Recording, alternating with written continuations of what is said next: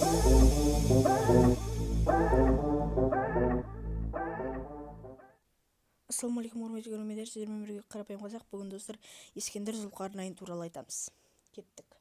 Ескендір Зұлқарнайын немесе үшінші ұлы Александр Аргеттер әулетінен шыққан. Біздің заманымыздан бұрынғы 336 жылдан бастап ежелгі Македонияның патшасы, әлемдік державаның басшысы, адамзат тарихының ең ұлы қолбасшыларының бірі, ізашары екінші Филипп, ізбасары Филипп үшінші Аридей.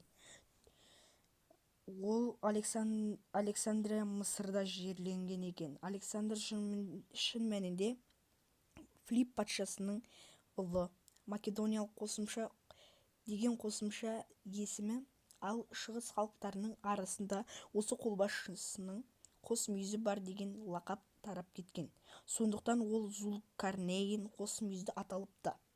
Осы Зұлқарнайын, яғни македониялық патшада қазақ даласын жаулап алуға құмар болған көрінеді.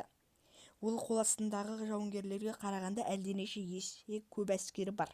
Дарий патшаны күйрете жеңген соң өзі жаулап алған жерлердің көбінде қала тұрғызып, грек-эллин мәдениетіне енгізе бастайды.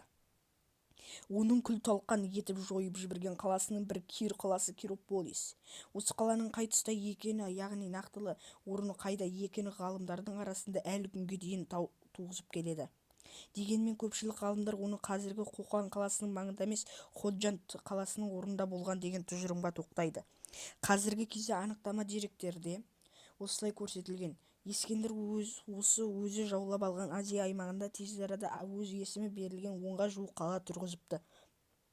Соның бірі Александрополис немесе Александрия Эсхата, шеткі Александрия.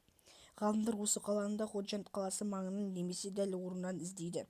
Археологтар қазба жұмысын жүргізіп көргенде жер қыртысынан Ескендір Зұлқарнайынның сүйегі табылған. Сау болыңыздар достар. Бәріңіз сау болыңыздар.